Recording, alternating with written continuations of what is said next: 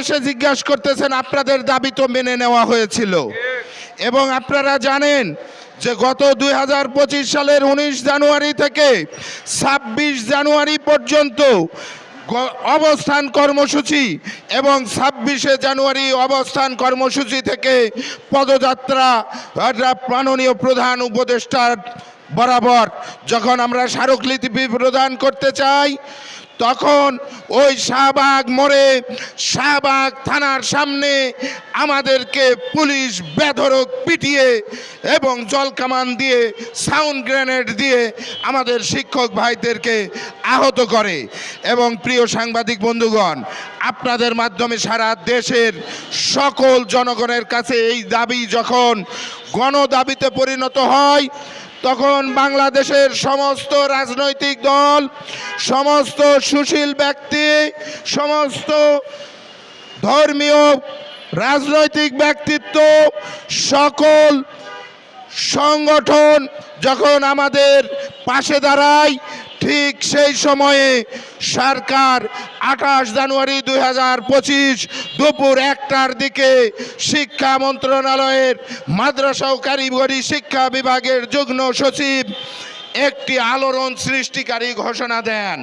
এবং এরপরে আপনাদের জাতীয় সকল পত্র পত্রিকা, সকল মিডিয়ার মাধ্যমে প্রচারিত হয় যে পর্যায়ক্রমে সকল স্বতন্ত্র ইবতেদায়ী মাদ্রাসা জাতীয়করণ করা হবে।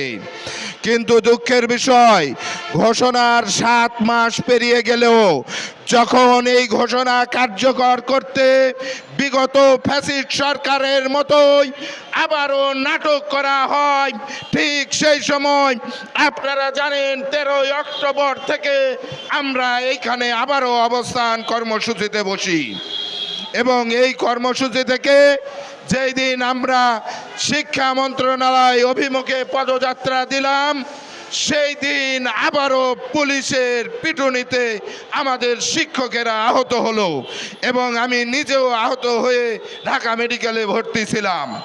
দুঃখের বিষয়, আমরা মনে করেছিলাম বৈষম্য বিরোধী সরকার, গণ অভ্যুত্থানের মাধ্যমে আসা সরকার মাদ্রাসা শিক্ষাকে বিগত সরকার যে অবহেলা করেছে সেইখান থেকে মুক্তি দেওয়ার জন্য, এই জন আকাঙ্ক্ষা পূরণ করার জন্য এসেছে।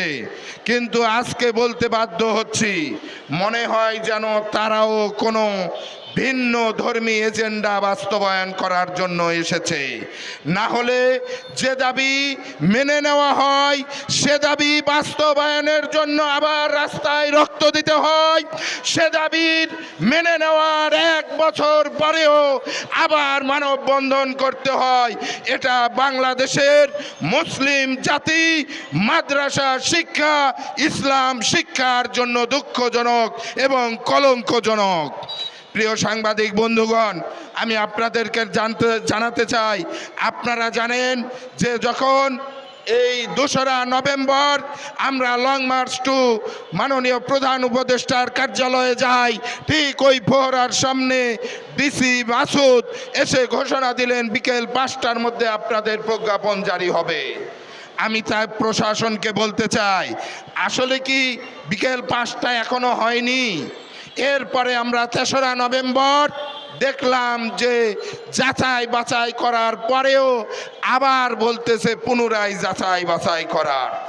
সেই যাচাই বাছাই করার নভেম্বরের 3 তারিখে মাননীয় প্রধান উপদেষ্টা অনুমোদন দিলেন। আপনারা সংবাদপত্র নিউজ করলেন, জাতীয় মিডিয়াগুলো নিউজ করলো, কিন্তু ঘোষণার এই 2 মাস পরে আবার কেন মানববন্ধনে দাঁড়াতে হলো? এটা এ জাতির জন্য হতাশাজনক, এ জাতির জন্য দুঃখজনক।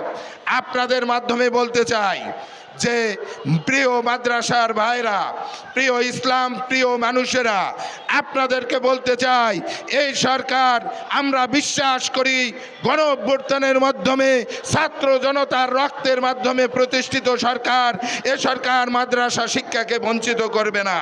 এবং আমরা বিশ্বাস করি যে আগামী মধ্যেই যাচাই বাছাইকৃত যে মাদ্রাসাগুলো সেগুলো তালিকা গেজেট আকারে প্রকাশ করে দীর্ঘদিনের বঞ্চনা, দীর্ঘদিনের বৈষম্য দূর করবে, এই আশাবাদ ব্যক্ত রেখে